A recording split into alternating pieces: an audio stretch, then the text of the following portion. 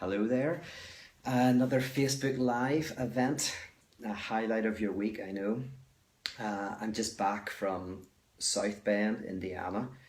I was out there with a new community called South Bend City Church. They're a great bunch of people, very fun. Flew into Chicago, and unfortunately, my luggage decided not to join me. It ended up in Rio de Janeiro. So I was in the same clothes for 3 days. Unfortunately, I couldn't wear my gold suit that I had specially planned for the event. And also, it had loads of books in it. And to be honest, selling books is one of the things that you can do at events. And so, sadly, it was just me and my ideas. So there are a few people who are already joining us. Feel free to ask questions, say hi, make comments. I just thought I would talk a little bit about the French philosopher and mystic Simone Weil. Simone Weil was born in 1909 and she died at the age of 34. The reason why I'm interested actually is somebody on the Omega course recommended an article, a guy called Rick, and I was reading it and I was reminded of Weil. I've done some reading in the past, but haven't looked at her very deeply. I think we had one reading from her book, Waiting on God, or Gravity and Grace, I think maybe, from the Atheism for Lent course. But I started reading up on her a lot this weekend. I was talking about her in South Bend a little bit. So I thought I'd kind of just draw out a couple of really interesting little things from her life and then see if you've got any good questions and before I let you go off on your Saturdays and do whatever it is that you do. Hey Susie, hey Donald, live during Germany versus Italy kickoff. I didn't even know. I've lost interest because Northern Ireland are out. So, who cares? People can click in afterwards if they're watching the football in Europe. Hey Neil, hello from PA, is that? Pennsylvania. Pennsylvania, I'm hearing a voice. I think so, Philadelphia. Or Philadelphia, there is a voice from the other room telling me my American geography. Okay, so Simone Weil, she is a fascinating and complicated figure. She's incredibly smart. Very brilliant. I think at the age of 12, she'd mastered ancient Greek. She came top of her year in an entrance exam with the ENS, top kind of university in Paris. She failed the first year, but she came back and she came top of her class the same year that Simone de Beauvoir was applying, and she came first in her year, and Simone de Beauvoir came second. Now, Simone Weil, she became increasingly interested in spirituality as she grew. She grew up in a house that was wealthy and didn't have much interest in kind of matters of faith or matters of religion. But she identified very radically with the poor and the oppressed. She actually worked with the Renault plants. She worked for over a year in a couple of car factories to know what it was like to work as a factory worker, to experience the suffering that comes from like being part of just like blue collar work. She also was part of a resistance movement in France. She was pretty much always trying to do suicidal missions. She was very aesthetic. She ate very little. She was very frail. She identified with the poor and the oppressed. She wanted to kind of do dangerous missions, almost like wanting to lose her life. And she kind of had a conversion experience, and she wanted to become a Roman Catholic. First, one little interesting part of her life is her relationship with Catholicism. She kind of wanted to become a Catholic, but she refused to be baptized. And that's kind of interesting because for her to be a Christian, to be a Catholic, was to identify with those who are the complete outsiders, those who are destroyed by the system, who are afflicted by suffering, the suffering of bureaucratic systems, the suffering of war and violence. And so she actually, in one sense, identified as a Catholic precisely in her refusal to become one. And this reminds me of the film by the director Costa Gravas called Amen. That is a beautiful movie that depicts a story about a Catholic priest and a Protestant youth pastor who are both in Germany at the beginning of the Second World War. Hitler has come to power, and they they realize and they find out that Jewish neighbors are being taken to concentration camps. And the whole film is about those two people trying to tell their respective churches what's going on. The Protestant youth pastor is trying to tell the Protestant and non-denominational churches, and the priest is trying to get to the Vatican and let the highest authorities know, let the Pope know what's going on. And what's interesting about the movie is at the end, the priest finally gets to the Vatican. He's able to address some of the bishops. And he says to them, we've got to do something. You know, the war is going to, Germany's going to lose. At this point, you know, we have an ability to step in and try and save as many Jewish people as possible. And they're like, our hands are tied, there's nothing we can do. And he says, well, what if every Catholic converted to Judaism? We in the Vatican converted to Judaism, and we encouraged Catholics throughout Germany to do the same. He said, they wouldn't be able to persecute us all. And there's too many of us have positions of power. It would just basically collapse the whole system. So of course this is laughed out of court, the idea of all these Catholics becoming Jewish. But the central kind of moment of the movie is when the priest, in desperation, precisely does that.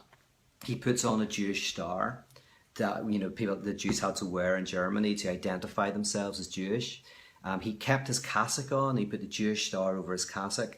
He left the Vatican and he freely got arrested by the Nazis, put on a train and brought to a concentration camp. And what's fascinating about this is that for this priest, the way for him to remain true to his Catholicism, his Christianity, was precisely to renounce it, to identify radically with the complete outsider, to identify radically with the one who is being persecuted. And not intellectually, not drawing alongside, but actually stepping into that community, suffering alongside that community, experiencing their suffering firsthand. And this, of course, connects with Paul, the apostle, and the very notion of conversion, where Paul identifies with this group of complete outsiders who are being persecuted at the time, a group called the Christians, that he's persecuting. And he identifies radically with that community, entering into their joys and entering into their suffering.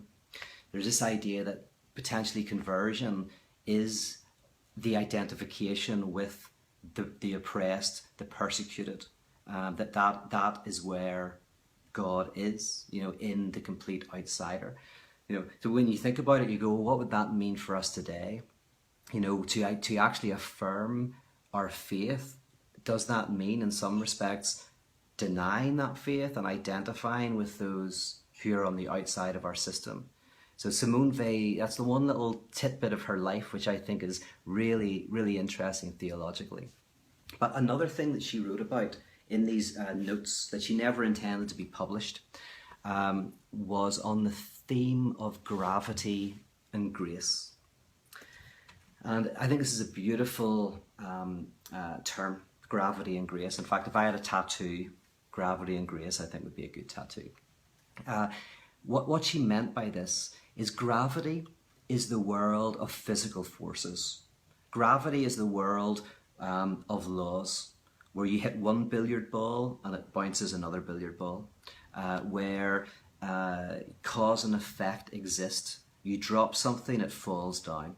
But for Simone Weil, this isn't just physical stuff. This is also at the level of the emotional level of the soul, that when you do violence to a person, that violence begets violence. War begets war. You know, conflict begets conflict. Hatred begets hatred. This is the natural way of things. This is gravity for Simone Weil. And it kind of is all-encompassing. That's what we know. That's the universe we inhabit. That's what you expect. When someone is nice to you, you'll be nice back to them. If they're nasty to you, you take that nastiness and it goes somewhere. You might turn it into yourself, and it destroys your own subjectivity, your own self, or you throw it out to somebody else and you destroy them. Now, Simone Weil then talks about grace, and she's not talking about another world. There is the world of gravity, and then there is the world of grace, right? Two different worlds. Because in philosophy, one of the problems that we're often trying to avoid is creating a two-tier universe of spirit and body. This causes all manner of problems in the history of philosophy, and it's often the shorthand for this is Cartesian dualism. It causes lots of problems, but actually on the other side, there are equally as many problems, which is a reductive materialism, which means you reduce the infinite to the finite, and all there is matter. There is nothing that emanates from matter. There is nothing kind of more than matter, right? So these are two extremes that in continental philosophy, often you'll find that thinkers are trying to articulate something that doesn't fall into the antinomies or the problems that arise from these two positions. And so Simone Weil, in Gravity and Grace, in these terms, is trying to do that. She is saying that grace is not a different world. Grace is what intervenes in the world of gravity. Grace is what suspends briefly, momentarily, those laws where violence gives rise to violence, where hatred gives rise to hatred, where war gives rise to war.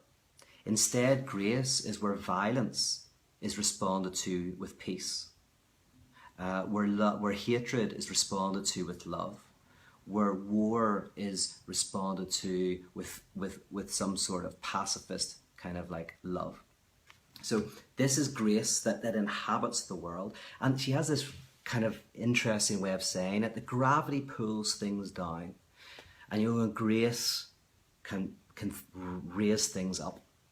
But she says grace raises things up by going lower than gravity.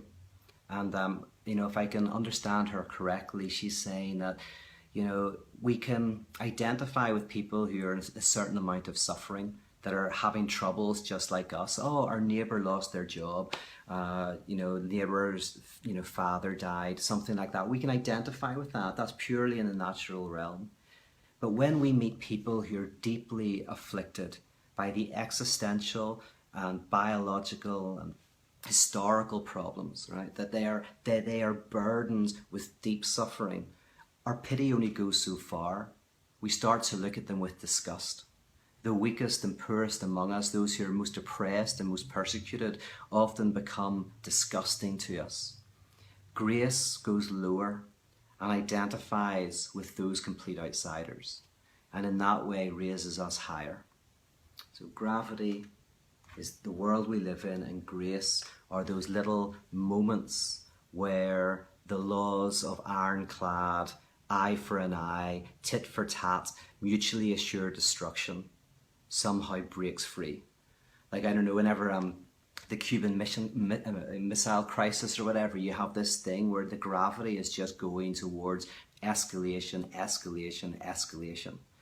And I don't know what happened. I should know my history better, but something de-escalated the situation. Something enters in that just momentarily breaks this ironclad law and allows for real transformation and real change. So let's see if anybody has any questions or thoughts. There seems to be lots of comments. Let's see. Hey, Cam from Australia. Hi, Jean from North Carolina.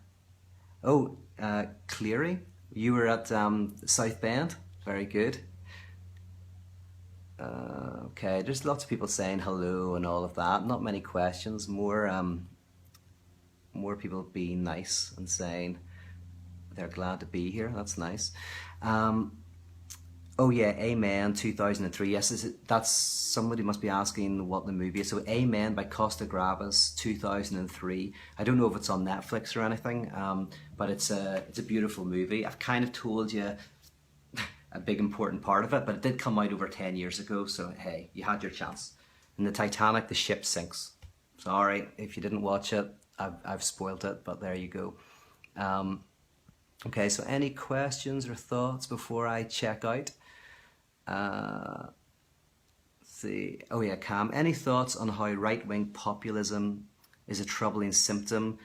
You're asking about symptoms and saints and all of that. So that's a great. So Cam is asking a question about the rise of right-wing populism and its connection with some other theories that I work with, but I don't know if I can get into that here.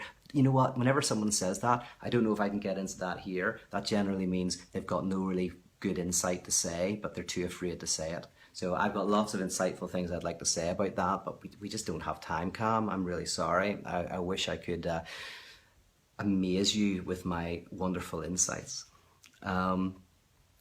How would you say gravity and grace factor in situations like Orlando, Istanbul, etc.? So that's a question from Sam. So I guess, how does this idea of gravity and grace, what use or what value or what explanatory power does it have in the face of traumas and wars and violence? I mean, that's interesting. Simone Weil, oh my goodness, you will not find a thinker who goes to a more dark place than Simone Weil.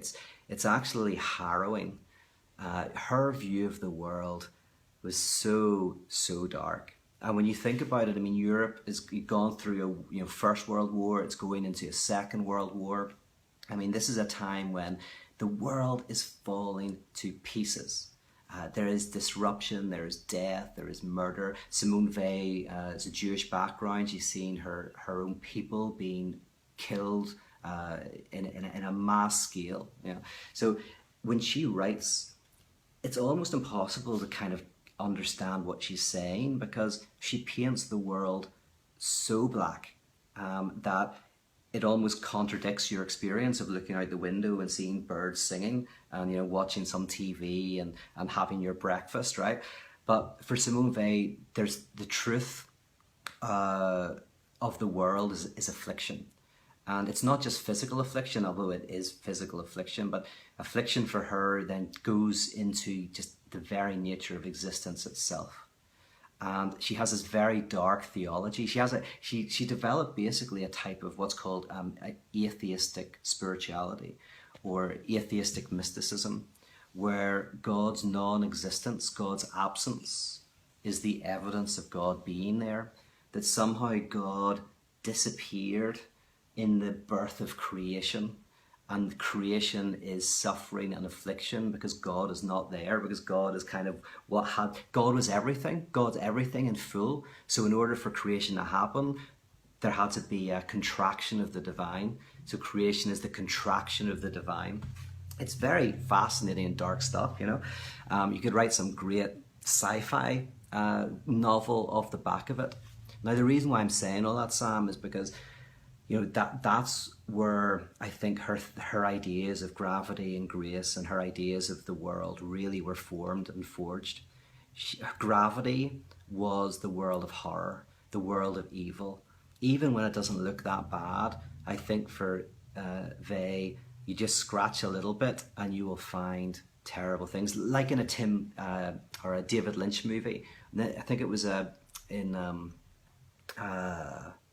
I forget the name of the one.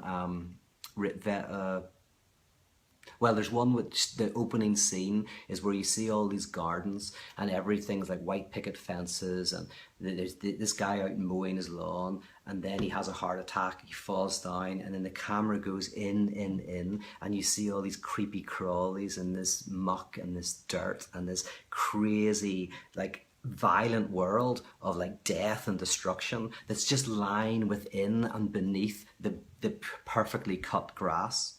And it's kind of like that for Simone Weil. I think even when things look beautiful and wonderful, there is this kind of chaos. In fact, we run our cars because billions of things have died. The very fact that oil and so much oil exists is maybe a metaphor for this in some way.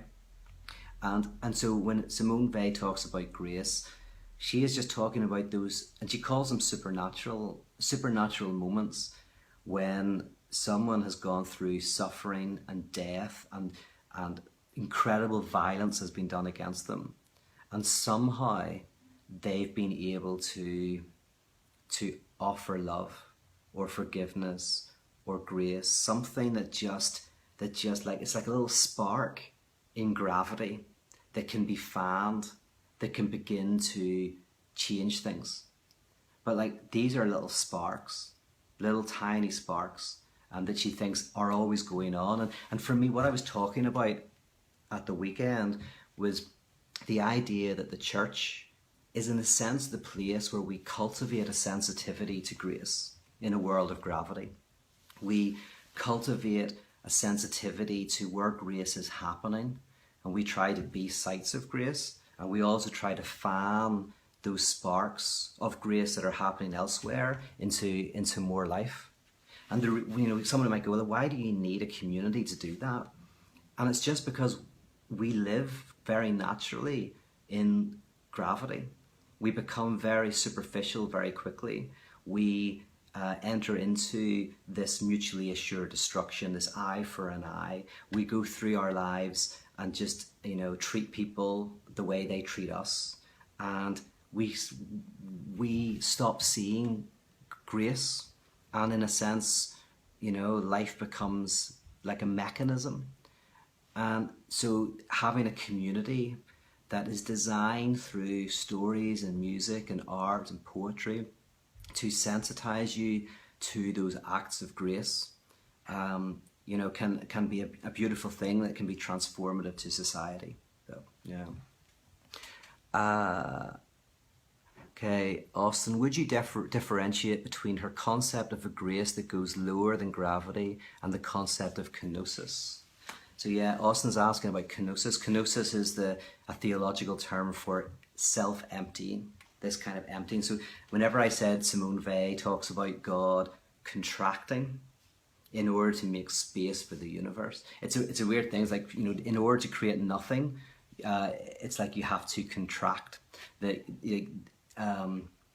make space for something. So there's this contraction of the divine in some kind of esoteric theology, and that's a form of kenosis where there's a self-emptying of God. And of course, the big self-emptying is in the theological symbolism and writings on incarnation. This is the kenotic self-emptying of the divine. So yeah, Austin, I didn't make the connection you're making between where grace goes deeper, where it goes under gravity, because grace is not something. It's kind of like nothing. That's the interesting thing about grace. So it is a form of kenosis. So that's a good connection to make. I think that is true to what she's saying. And the reason for that is you see gravity. Well, you see the effects of all of that, the mechanistic universe all the time. But grace is not so much something that you can grab or see. It's this spacing, this opening up of new possibilities within this world of gravity. So it's like it's kind of like an opening up space. That's good. And Mary says, just in that way, kindness can be subversive? ? When responding to issues in our daily lives. Yeah, that's it. I mean, for Simone Weil, like, grace is incredibly subversive. This is like, that's where like someone like Hitler and Stalin and the violence that's done is not subversive at all. In the words of someone like Zizek, he says this violence doesn't change anything. It kills flesh and blood, but it doesn't transform principalities and powers. It keeps the powerful in power. It keeps the weak weak. It doesn't change anything. But the true violent people are people like Mother Teresa, Martin Luther King. These people whose violence is not against flesh and blood, but principalities and powers, whose very acts of grace and kindness rupture the universe, rupture our social worlds, create new possibilities that we couldn't ever imagine. So it's a militancy. It's a militant language. It's a language of like violence, but it's a violence of grace, rather than the the impotence of war, which kind of, as I say, keeps the powerful in power and keeps the weak weak. Because who has to fight the wars? The weak, those who are not educated, those who have not had the same opportunities. You know, who does war benefit? It often benefits the people who are in power, right? So grace is subversive, fundamentally subversive for someone like Simone Weil. Okay, well listen, thanks very much for tuning in. Feel free to share these if you think there's somebody who would like this. Also, just to let you know, we've got the last week of the Omega course tomorrow. If you sign up, you will get all the previous talks that I've given, all the previous content, so you can do it anytime you want in your car. You can listen to the audio or you can watch the video, and you can tune in live. So if you want to join the Omega course, just go on my website, look at my events, you can find it. Sorry, it disconnected there for a second. So you'll be able to find the Omega course. And also I am doing a lot of traveling in the next few months. So if you're in any of the places that I'm going, I hope we can meet in person and have a drink. So thanks very much. Talk to you soon.